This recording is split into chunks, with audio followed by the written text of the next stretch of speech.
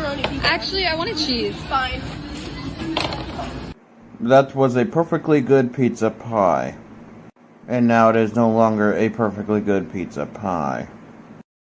Did not reach in your pockets or pants. Now come towards my voice. Get up and come towards my voice. Drive off the vehicle.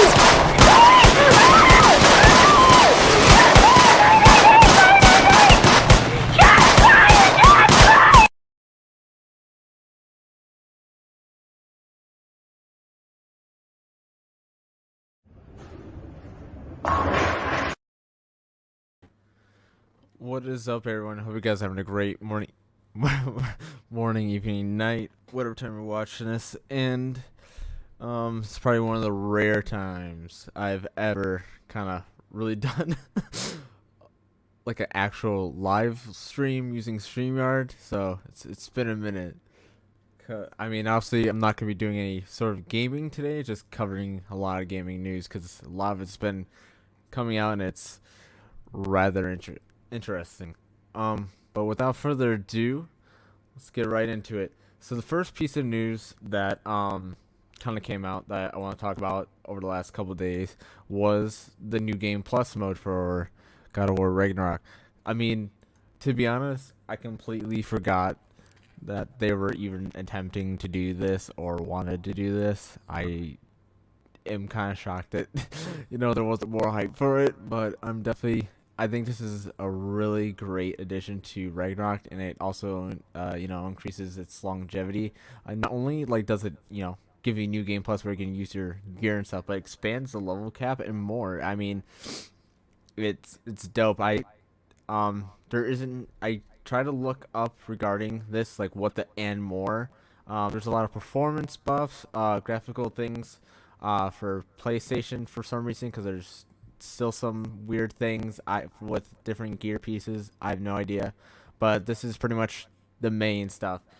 I don't know the main, like the highest level cap.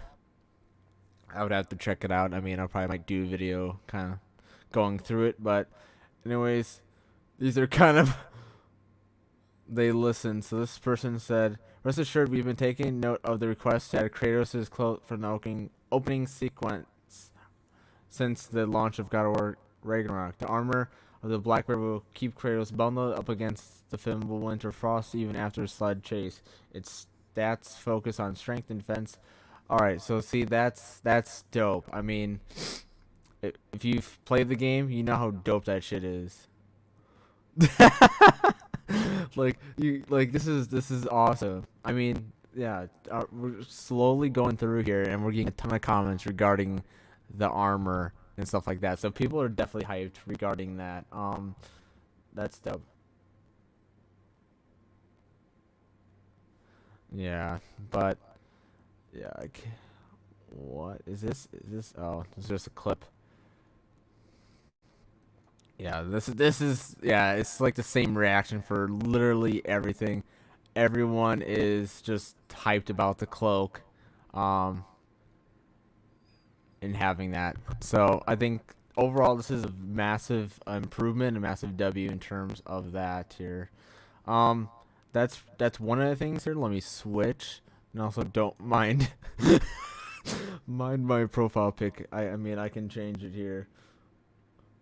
I just realized that's still on my memes, my shenanigans, but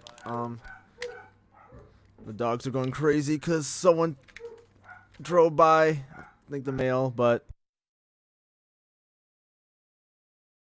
alright. But anyways, with the next topic, this is kind of a more interesting topic, in terms of one of the biggest properties out there right now, and that is Call of Duty. Obviously, Call of Duty is a part of Activision Blizzard, and they are trying to be acquired by Microsoft, which PlayStation, who just talked about, is being petty about it regards to many things. And we'll talk about some other things that they, probably don't want it to be out in a lawsuit, but it's stuff like this that kind of make it like, so why can't Xbox buy it when PlayStation's been getting all this exclusive shit that they really shouldn't, Real quick, Donovan says sucks. E3 is done, but it was gonna happen. I mean, true. It was kind of inevitable, but I know they have Summer's Game Fest or whatever replaced it. I mean, to be honest, I only watched E3 for reveals and gameplay for new games and updates for DLCs. It really that's all it was and all people wanted. I mean, and plus companies release all this shit on YouTube, Twitter, and that's where mainly people do it. And it's, you know, there's a lot regarding that, but that's kind of gonna be our second topic. Oh my lord, I can't speak today for some reason. Anyways, in terms of this, it is, come out with the Activision has also developed replay theater mode for internal use by Ricochet to analyze gameplay and recording for hackers. So, basically, the anti-cheat got an update. The anti-cheat for my computer will restart in 38 seconds. Why? At least my laptop will. So pretty much, I can always add in my second person here, which is hello. I could always do that, but it's no worries. I mean, I don't know why MacBook decides to update right now. Interesting to see what next PlayStation PC ports will be this year. I mean, I think that's another interesting thing to talk about in terms of that, because of everything regarding The Last of Us Part 1 port and how it's horrible for PC.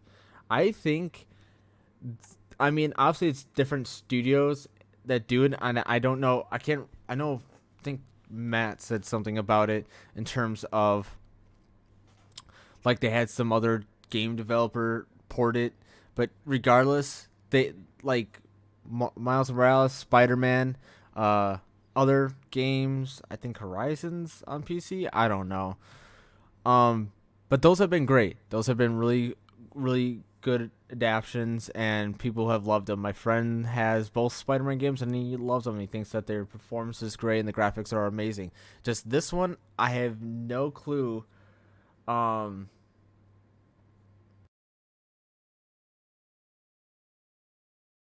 See, I knew it. So basically, because everything kind of decided to close and it wanted to restart.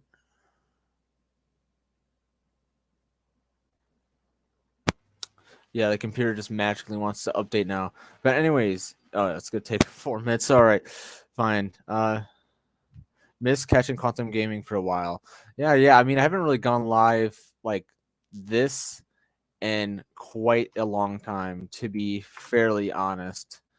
So that's its own thing.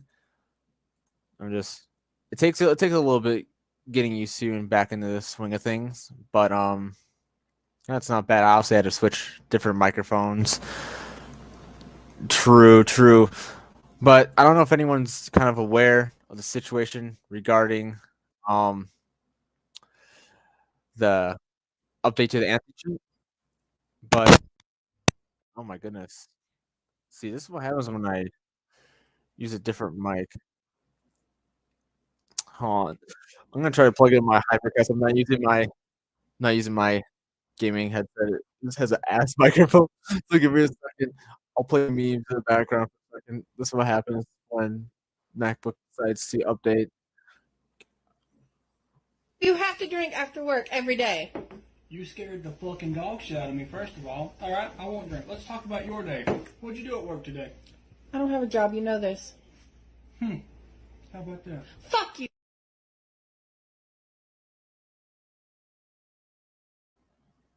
I think one of my fans knows I work here. What the fuck?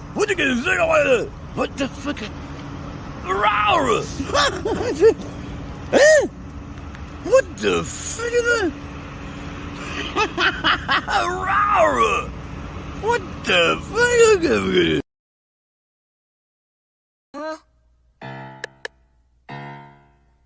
smoke any art, then we hit it and pop up. You give me the drop on your spot on Morocco. If it just smoke, we pull up with Glocks.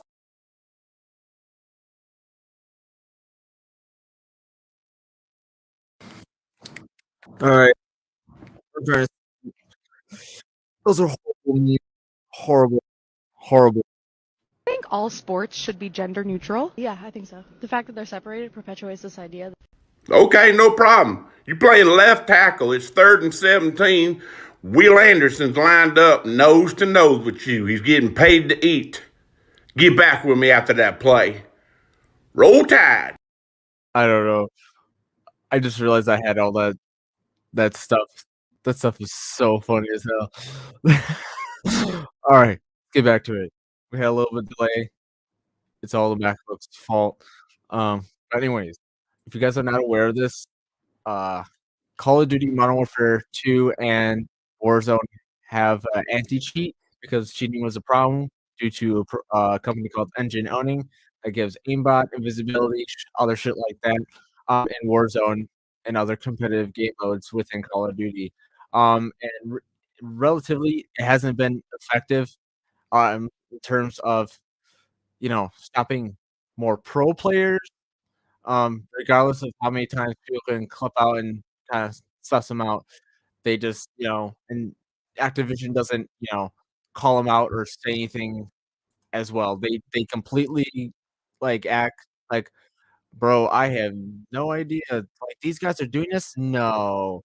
It's kind of like a joke.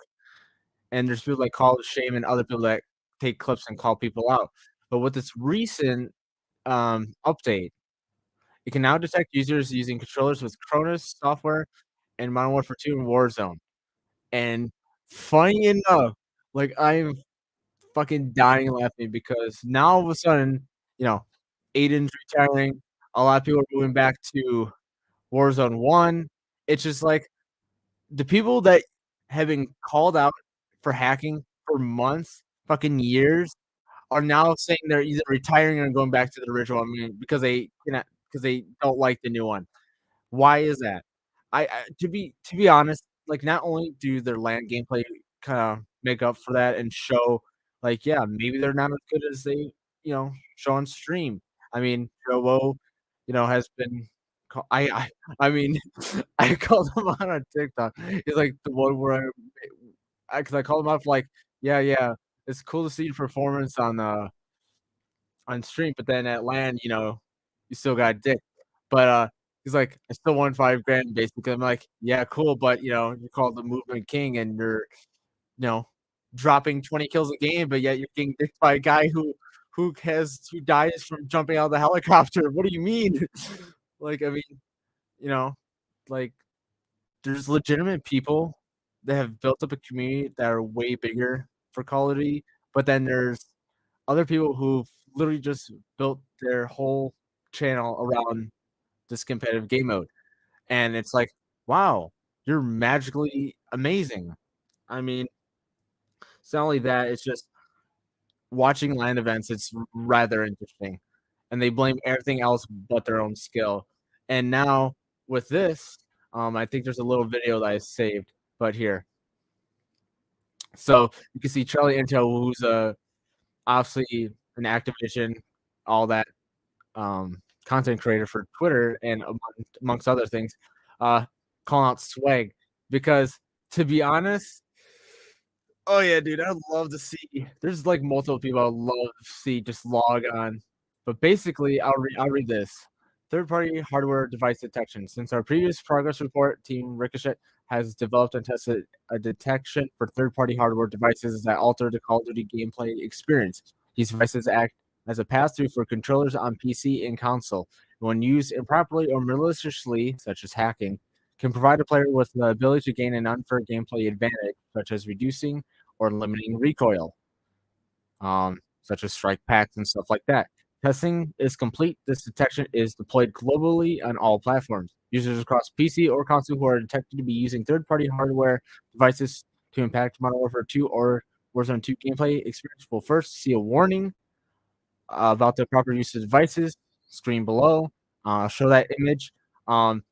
Continued improper use of these devices may lead to additional warning, the deployment of mitigation account or future suspensions, or the banning of the offensive account across Call of Duty titles. All titles, I'm guessing, per our security enforcement policy. We will continue to monitor this new detection's effectiveness and update our system again for. So finally, after a shit ton of time, they're finally doing this. Like, this is what we originally wanted. I mean, not only that with like engine owning on PC, but people using Cronus, strike packs, and other shit. And they're always making funny. Like, I mean, the comments are great. They're all like, they're all, oh my gosh, oh my goodness. Yeah. I mean, it's the same fucking thing. You're using a Cronus, you're kind of hacking. You're abusing scripts and stuff in the game. I mean, it's not. I mean, it's technically not. I guess it's not really the same thing, but it's in the same realm. It's not. It's not good. Just don't fucking do it. But in terms of what they mean by the second screen, okay, cool. But this is what they're talking about. This is what you would see if you have a Cronus or something loaded in. They are not just gonna outright ban you. I don't think. I don't know if it's the same thing with BattleEye or what the fuck it is for PC, but pretty much, when you load the game or something like that, or it detects an unsupported device, it'll give you this warning. And obviously, if you continue using it, you're probably gonna get fucking banned. And it's good. I mean, they're finally enforcing it. They're like, hey, buddy, guess what? You keep doing this, you're gone. Yeah, so that's kind of what I wanted to bring up because I mean, as a person who's been playing Warzone and Call of Duty for better part of 10 plus years, hacking has never really been, or Call of Duty in general has never really been to the state that it is, where it's this massive global thing. Hundreds of people make like shit ton of money off of producing content revolving it, whether it's talking about different class builds, how to like your settings for the game. It's all very competitive in terms of that market, and it's very oversaturated. So everyone's trying to get their in with it, and a lot of content creators, who want to get better or get their content out there and make a lot of money off of Call of Duty content, potentially use engine owning or other sort of hacks to improve their gameplay unnaturally. And that's kind of like what they are like inadvertently going to do, and that's what has somewhat been done in terms of the cause and effect of this. And this is pretty much so I'm adding this real quick here. So it's funny. This is April 4th. I mean, this is March 27th. That's still, starting to fall. And honestly, I've seen so many clips of this guy's gameplay, and he's one of those guys that made a shit ton of money off of this. And he's also the same scumbag who refused to enter in a tournament because he had to download an additional anti-cheat on his computer. The stuff like that and this behavior just tells it all for me. And it just is like, no, I'm glad. Just maybe stay retired or go back to Warzone 1 with all the other people that now refuse to play the game. But pretty much that's it. But I have this video as well. Third-party hard. So here, I'll share this in a second. But this basically gives you a complete rundown of what's going on, and people are affected. But I just think it's hilarious, this situation. I'm glad that the rats or whatever the fucking people call them, or I just call them scumbags. It's like, dude, it's a fucking video game. It's either you're good or you're not. You can always continue to play better if you just still suck ass after a while. There's always Candy Crush, shit like that. Go to that. It's another Activision property. I'm sure they'll love to take your money as well. Cronus Zen and Strike packs will now get you banned in Call of Duty. How hack do you use Cronus? Yeah. Today, an update went live for COD's anti-cheat that allows them to now detect third-party hardware in Modern Warfare 2 and Warzone 2.0. Third-party devices that reduce recoil, add aim assist, and give players an unfair advantage can now be detected on PC and consoles. You'll get this warning first and continued use of the... So there's that. Cronus Zen and Strike packs will... I think that's a really good informative video in terms of that. I really don't have anything else, but basically, just if you're gonna play something, play legit, you know. Especially, and I think it's, you know, it's a lot of things nowadays. People, you know, it's just, I mean, I don't know, really got nothing else to say besides just if you have one of these devices, I recommend not using it, or if you want to press your luck, go right ahead. But either way, this is a positive change for the community, bringing it back to what it was before, with, you know, most people hacking in terms of getting all the guns and shit, God mode events. I mean, hacking wasn't as bad back in the early days of COD, and stuff like that. It more or less was like fun stuff, not like people doing it to absolutely shit on you and stuff like that. But you know, it's just I oh man, good times here. But real quick, actually, I'm gonna keep this up because I'll just scroll because I saw this. Unreal Engine 5, like this is like Temple Run, but in Unreal Engine 5 kind of like this is dope. And Wildcat made a point like you can make any game look good by just having really great lighting. And I'm like, lighting is a very key feature in adding detail because with like very low lighting, you don't need to be as detailed in terms of like the bricks, the trees, the leaves, all that stuff. But if you have a lot of lightness, it increases the shadows. You have to add more detail to such as the bricks, the layout, the textures, the depth, sharpening, all this. Lighting is very, I guess, a key thing in making sure that details are added or not added. Pretty much, I think Unreal Engine 5 is now going to be a huge thing for gaming, but also for films as well. I don't know. I mean, especially for like more like like realistic animation projects. Like I know a lot of people have seen Love, Death, and Robots. I think they use something like that or something. But either way, I think it would be really dope if we start seeing more projects with giving a love like through animation using Unreal Engine 5. I know like I've been watching like, you know, the Star Wars of the Old Republic cinematics, which to be honest are fucking amazing, and they just keep getting better and better. Like they could make a whole saga using that technology and using like, you know, CGI and stuff like that. I would love it.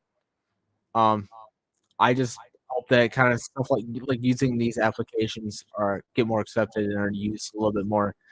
But then again, using like Unreal Engine 5 could also lighten the workload for some people. I know this kind of gets into the thing with AI, but I wanted to bring it up. I brought it up on another channel, stuff like that, in terms of AI. Oh, it was on Matt's channel. It was in regards to Mappa and Attack on Titan. I would have to Google that. I'll bring that up at the end, but that just reminds me here. So.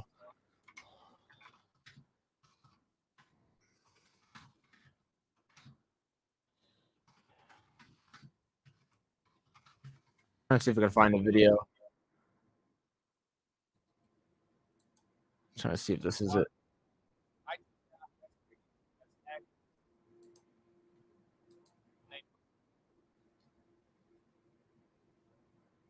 No, this is a reaction to it.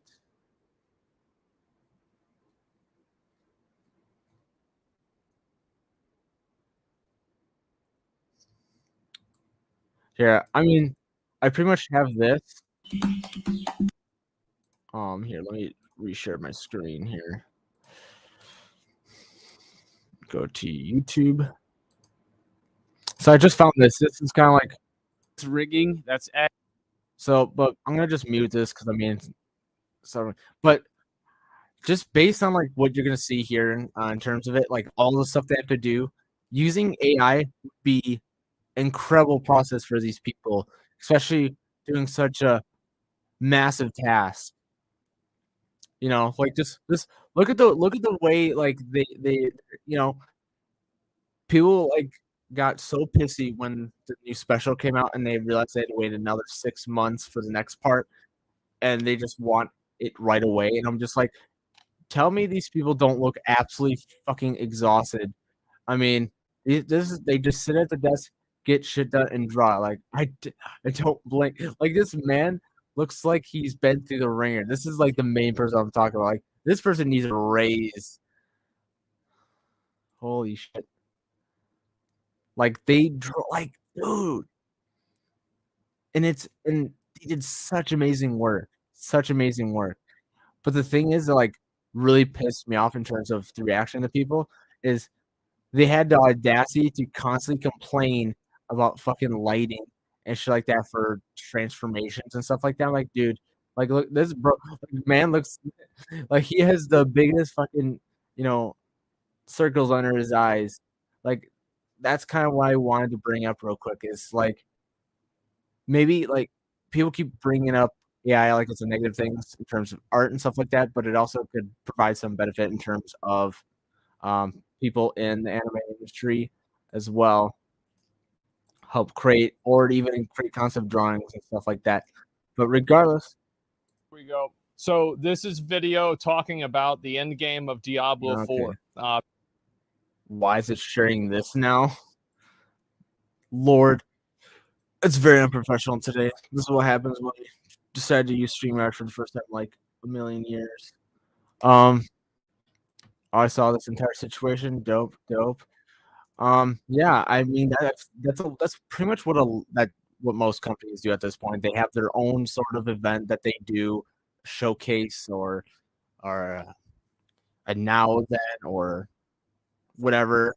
It's pretty much what they do. They do their own thing, and people who follow the platforms they go along with it. But yeah, but late woke.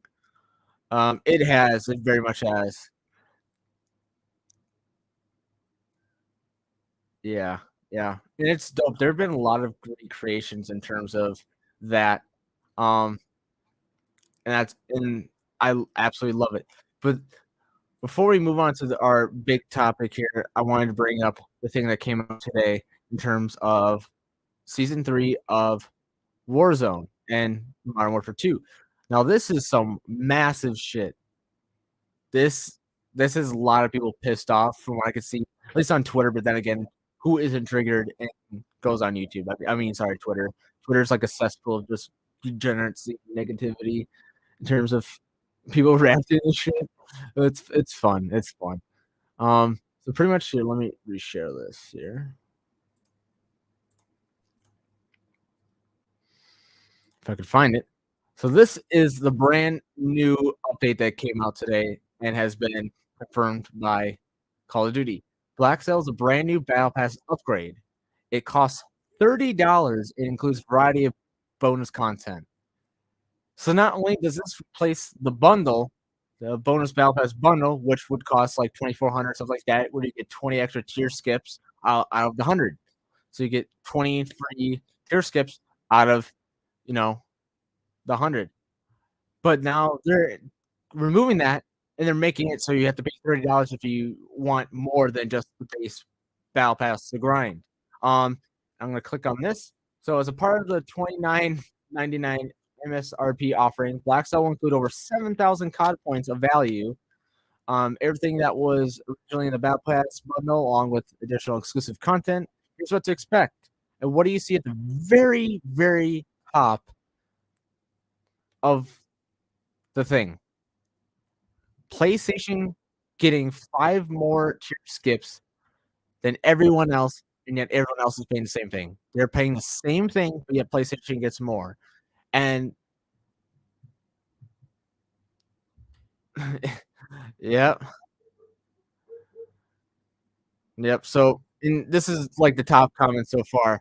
PlayStation gets 25, almost like an unfair thing to do when exclusively holding a title. Almost like, they act like they're not doing and trying to convince the board why. It's like, dude, you've been, ever since you got this deal, you have screwed over every single other platform. And I just don't like the exclusivity. I mean, I get it. It promotes your console and your platform, but it screws over the rest of the player base, especially when it's a game that's cross-platform like this. It's just kind of a dick thing to do.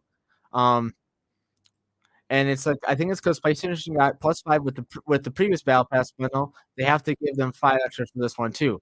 So confirming I mean, I played season 2. I just never paid attention to that. So yeah, they get extra 5 tiers, which are like 500 COD points in reference to $5. So pretty much they get $5 extra in terms of tier skips when everyone else gets 20. It's kind of trash. You get 1,100 COD points instantly awarded, up to 1,400 COD points awarded throughout the Battle Pass. You get that. So you only get, so basically you're spending $30 to get 2,400 or 2,500 points, COD points, through the tier skip, through the tiers. But it's 7,000 COD points worth of value. So, because you also get the Black Cell Operator attire in an opposing animated camel skin, interesting, a protein weapon blueprint, vehicle skins, and finishing move. An exclusive Black Cell sector within the Battle Pass AOS serves as an alternative starting point. Immediate unlock of adjacent Battle Pass sectors to the Black Cell sector. Additional Black Cell only Battle Pass content. Every Season 3 Battle Pass sector with an opera skin has a Black Cell variant, 12 skins in total to unlock. So pretty much, you want to get all these different cosmetics, all this stuff, go right ahead.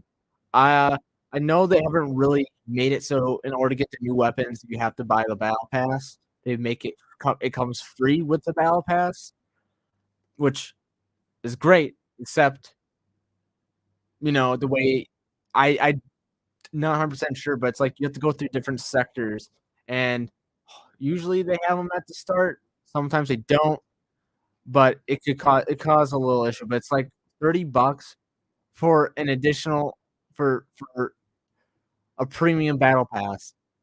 It's kind of ridiculous. And the argument here is like people have been complaining about Warzone 2, constantly removing playlists that people love to play and that are always active, and getting rid of them just to add them in next fucking week. But yet they have time for this. There's been a lot of errors, a lot of issues with the game, and people and Activision, same thing with Blizzard. They do the same shit. They care more, with Diablo Immortal. They would rather include another thing where they can make money off of you while still giving you quote unquote value. It's absolutely fucking ridiculous. I don't know what else to say. This is absolutely fucking stupid. It's just, but I found this funny meme, from somebody in the comments, because it's like, I just don't understand. Oh man, like I'm fine. I'm fine. I'm not gonna buy it, of course, because fuck that. Why am I gonna pay $30 for a fucking battle pass that's gonna give me cosmetics? And this is a fair point. DLCs back in the day for Call of Duty were fucking great. Now the DLCs are free, but now they have battle passes. For $15, you get all these different things. All these great, amazing DLCs. And if you want this new weapon, gotta buy it. I mean, it's not. I mean, in terms of Call of Duty, knowing Activision kind of would be pay to win, because all the new weapons they drop now are just extremely broken, promoting people to get the battle pass or play the game more, get their activity up. And I think that's like at this point, every single season for the past couple games, every time a brand new weapon comes out or a brand new game comes out and it's implemented into Warzone or new weapon, regardless, anything new, basically is overpowered, OP, and everyone's saying to use it. And more times out of, you have to grind, play the game, get the battle pass to traverse through it and get it. I mean, it's kind of interesting. I'm just my point here is I just wish that they would actually focus on the consumer rather than do stuff like this that have really no value. Because if you think about it, if they ever do Warzone 3, which I would not be surprised, all the cosmetics that you're going to spend $30 for never going to carry over. And that's what pissed a lot of people off. Warzone stuff, Warzone cosmetics are not transferring over to the new game or Warzone 2, as you probably know. So it kind of like kills the purpose. Like, why do this if it's not going to transfer over in like what 4 years? I mean, it just kind of kills the argument here. All right, I think that is it. That is it for that. So let me reshare. So now in terms of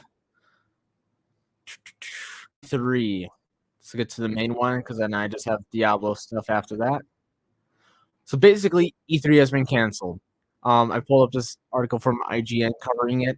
As it pretty much, I think a lot of it is just the summary of it. Fucking COVID killed E3. It really killed it. My dogs are going crazy again. They hear a truck and they go crazy. And this is how a lot of people are involving E3 being canceled. I mean, either I just seen some people, be sad about it, like, damn, I liked E3, but other people are like, no, we could live without it. We have other things to look forward to.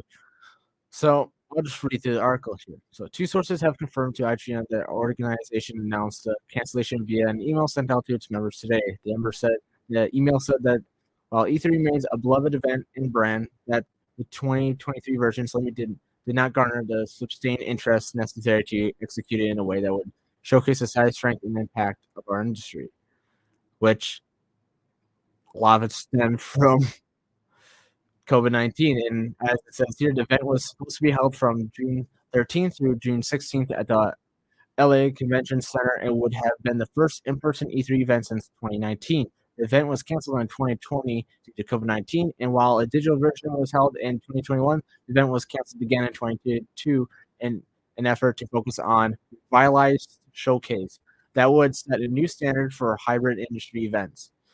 Yet, like this next article says, that news comes from as big names in the industry from Xbox, Nintendo, PlayStation. More recently, Ubisoft announced that it would be not attending E3 in any capacity, with most opting to host its own digital showcase, which again leads back to the reason why E3 is canceled.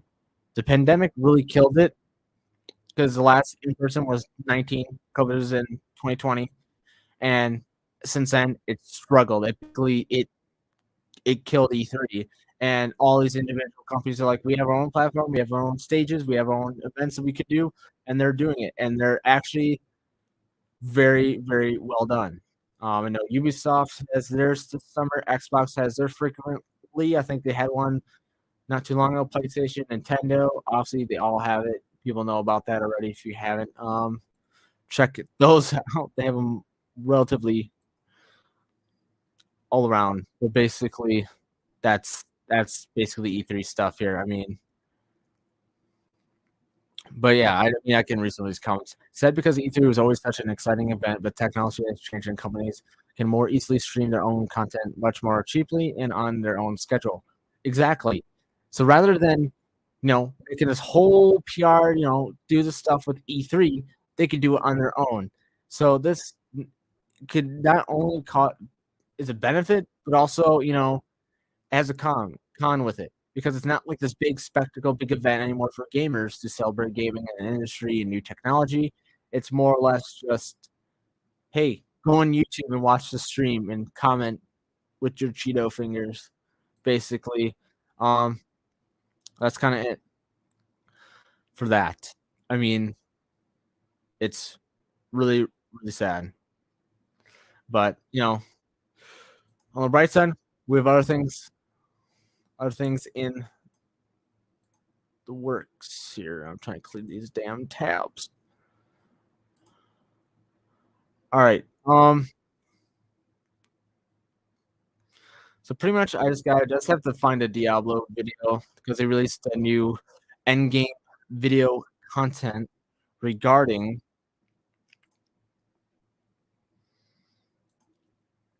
Here it is.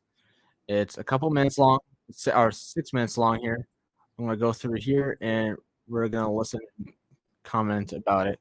I heard a lot of criticism already regarding this, but mostly it's due to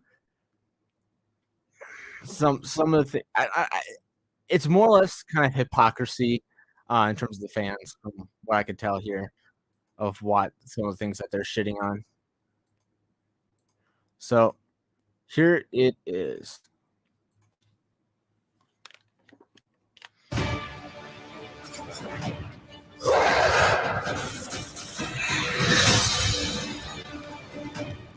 We're really excited about getting this game into players' hands and letting them experience this massive world. A main cornerstone of D4 is play your way. As a player continues to advance through the story and into the endgame, they'll unlock a ton of brand new activities that provide meaningful progression, no matter their playstyle. Players will be able to keep progressing in the narrative of the game. Alongside that, the whole team has worked on crafting a variety of different experiences players can pursue. We're going to have an entire world of Sanctuary for our players to offer. There's going to never be an absence of something to do. After the player has finished the campaign, there's a lot more game to go and participate in. They gain access to a special, what we call capstone dungeon that they have to complete.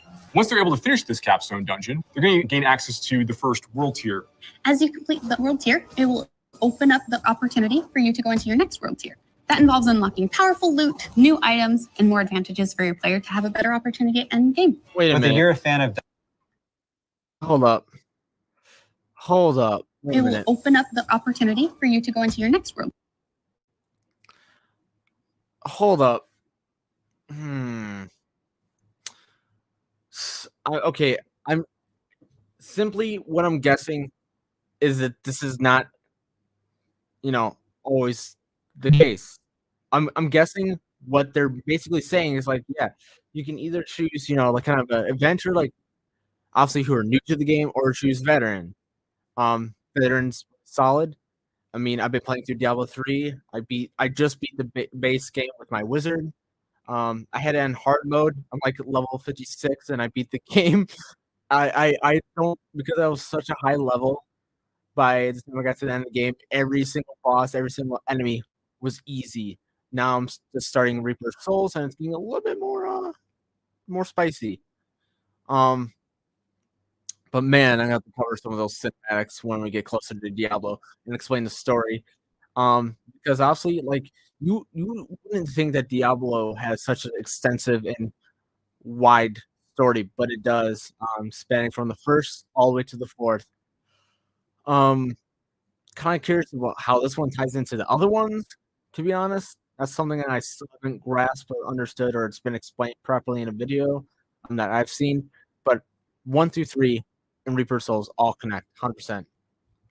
But I'm guessing what they mean by this, and I hope they mean by this, is that at the very start of the game, you can choose between adventure or veteran, and as you go through and progress through these world tiers, you have the opportunity for you to go to the next world tier, aka Nightmare, and then Torment.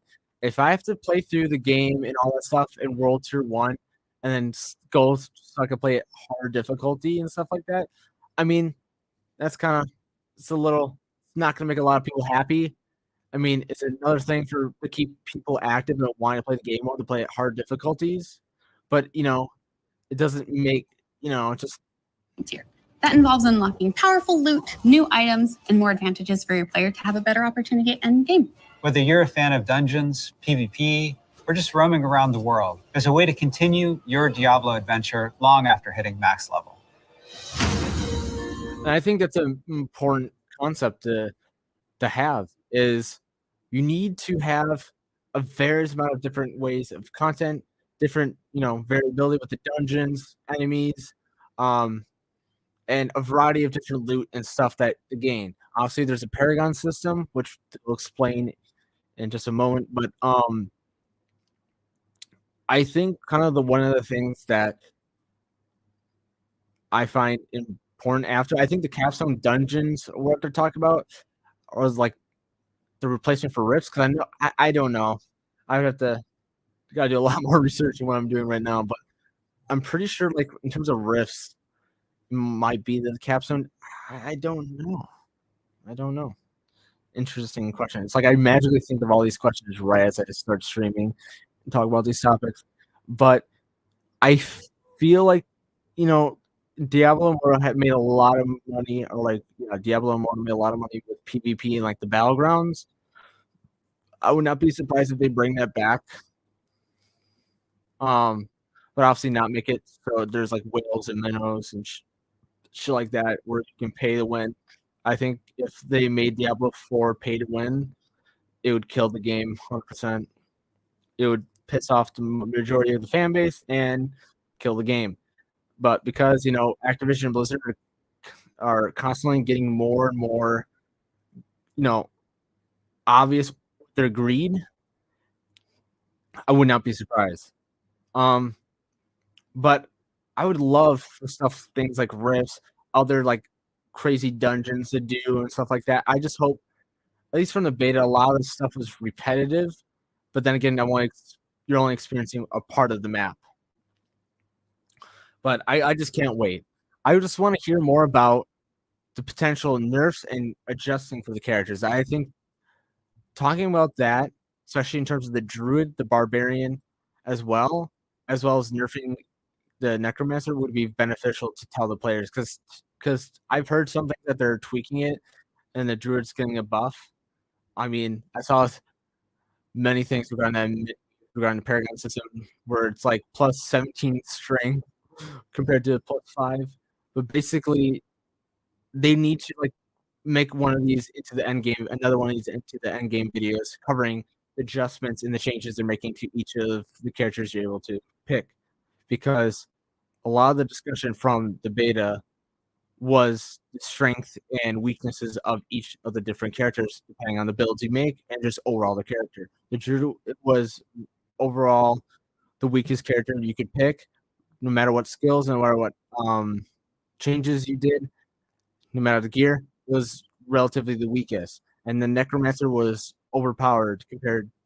I only played the Barbarian and Necromancer. The Barbarian I had a little bit of issues with, which I think they could buff them a little bit. The Necromancer was a little overpowered. I don't think I had a really big issue at all with the Necromancer at all, except that, they could maybe tone it down a little bit. But, it is what it is. But I did complete the world event within the beta with my Barbarian. I think I only died a couple times. We had a really good group of people who did it. It was a lot of fun, a lot of health and running. It was a lot of fun. I've never participated in an event like that. And it was really awesome to do an experience, especially in the beta. And of course, for me, the next world event was like late at night, so I stayed up, waited a long time for the event, and I'm like, all right, got my Barbarian, let's fucking go. That's basically kind of what went down that. Let's continue this. As your character continues to grow in power, you'll start with the skill tree and expand out. So yeah, I mean that's nuts. But I'm trying to think of, I don't know whose skill tree this is, but I really love the skill tree with Diablo 4. After playing Diablo 3 a bunch recently again, I really appreciate what they have done here in finalizing the skill tree, because it allows for more customization and overall shape your character better, and it's way more extensive and more thought out. I definitely think this is a huge plus for this out into the Paragon system. A lot of the choices the players make are grounded on skills themselves and the fantasies associated with those skills. So the Paragon board will allow you to have more depth in terms of that. And obviously, this looks like a lot like Path of Exiles in terms of that, where it's very extensive. Based on these icons and what they do, I'm guessing you're able to progress through the different Paragon boards to increase your strength, intelligence, willpower, and dexterity, most likely by 5, as I've seen the meme constantly. And I've seen people complain about that for some reason. I'm like, but it's the same people who play Path of Exile and stuff like that. It's the same concept.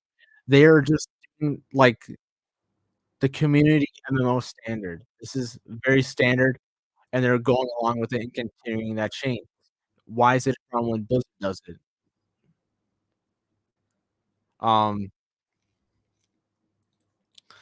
Pretty much. I mean, Blizzard is not perfect, but also, this is very typical. I mean, I don't understand huge issue Worst with place this. where we have a lot. You like +5 intelligence, and you get to obviously legendary nodes, and you get more special abilities. It's the same thing as all the other games. Path of Exile does this beautifully. This looks as well. More depth, a lot more customization, many more options as you go. You can rotate the board, so you can choose a different path. If you're like, I want to do more strength-based things, or I want these particular boons or glyphs, you can chart your path through it, and they're really a way for you to keep expanding your character and making it uniquely yours. Similar to the Paragon boards is the Codex of Power. It's an in-game system that holds the aspects related to the character. You are able to complete a dungeon, and they will have a chance to drop an aspect that you can pick up. And what this allows players to do is take items they're finding in the world and make them more powerful, turn them into legendary items. It's really special to discover what kind of playstyle really means the most to you.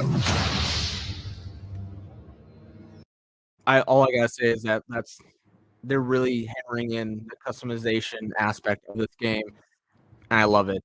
And I know many of you have already seen stuff related to Jedi Survivor in terms of that customization, in terms of the hair, the clothing, and also BB-8. I believe that's the name. Don't quote me on that. But Jedi Survivor also looks like an amazing game that has some of the similar things related to others done. A lot. I would just say a lot of the games come out recently in open world, single player or MMO games, they all have very similar aspects in terms of what they offer. Every part of Sanctuary is fulfilling and satisfying. Dungeons in particular are really close to my heart. Nightmare dungeons are going to give the players the opportunity to experience a dungeon that they might have already experienced in their past playthroughs. They'll enter the dungeon with a found sigil that alters the playstyle and the intensity of the dungeon. They're more difficult, and they have additional objectives, and then they also have affixes, which add a degree of difficulty for you and your group to work through. Okay, that is awesome that they added this detail, because I was like, dude, I know there's like 100-something dungeons, but I'm gonna go through them all with each of the characters, and I'm like, I have to do the same thing, multiple different times with different builds. I am gonna get bored, and this offers more variety. It's just, again, more customization to the game, allowing for brand new different game experiences. Well, relatively. One of my favorite affixes that you can find in Nightmare Dungeons is actually called Hellgate. Occasionally, these portals will open up throughout the area that will just pour out different monsters that aren't native to that region for you to also be dealing with while you're trying to handle everything else inside the dungeon. There's over 120 dungeons to play through and find in Diablo 4, and any one of them can become a Nightmare dungeon by finding a Nightmare sigil and then using it to activate the Nightmare version of that dungeon space. Everything's a little darker, everything's more difficult. It's going to add a little bit of a twist of flavor on your particular dungeon. There's some targeted activities in Diablo 4 that suit what you're feeling in the mood for. The Force of Hell are starting to have more influence in certain parts of Sanctuary in the vast interconnected overworld of the experience. And as the players are going into Helltide areas, you're going to find even more powerful monsters. And by killing them, they'll be able to gain these special shards they can take to go and use to purchase these big rewards are available at these caches that are found littered throughout Helltide areas. The sky darkens and the rivers run red, meteors fall from the sky, and the monsters get harder. We really want to create new experiences for the players. There's one I really like called Whispers of the Dead, which you get from the Tree of Whispers. The Tree of Whispers is grim and a little gruesome, but it's also something mystically haunting and kind of beautiful. The tree has a little bit of a grudge against our players, and it would like for them to go serve its needs. So you're going to go serve these bounties, gather different rewards. You'd like for them to go serve. Yeah, I'm just trying to understand this because I watched like the first like minute of this, but I haven't seen anything else here. So interesting. Needs. So you're going to go serve these bounties, gather different Items and bring them back to the tree. That's okay. So again, it's like, besides just doing dungeons and quests, you can also do bounties such as this. rewards, different items, and bring them back to the tree in hopes that it can exchange you something really meaningful. Maybe you're going to go to the Fractured Peaks and take out some werewolves that are rampaging in a town. They're contained activities that you can do alone or in a group. We really wanted to create variety for people to be able to spend time where they wanted to in the world. It's very cool the way it's been put together, and I can't wait for people to see it, to be honest. In Diablo 4, we have a focus on the world of Sanctuary. And there are parts of that world that we call the Fields of Hatred, where Lilith's presence in Sanctuary has begun to seep through and manifest these poisonous areas throughout the world. When players go to these regions, they get to engage in player versus player conflict. These offer opportunities for the player to collect shards. But there is a little bit of a catch. In order to get these shards back to town, you'll need to purify them. Other players will definitely know that you're attempting to purify your shards, so you better be prepared to fight if you're going to be playing any PvP, and be prepared that you might lose some stuff in the meantime. Once they've got the purified shards, they can take these, go back to nearby towns to sell them, and then use that to buy a whole bunch of interesting cosmetic items and rewards. It's a place for people who really love PvP and want to still get loot and still increase their character's power. If that's the way they want to play, they can. Launch is just the beginning. One of the things we're really focused on is creating a living, breathing set of updates for players to engage with after the game has gone live. It's really just going to be a way to keep coming back and experiencing more Diablo 4 in fresh ways. We're really eager to hear all of your experiences and just enjoy the entire story with you all.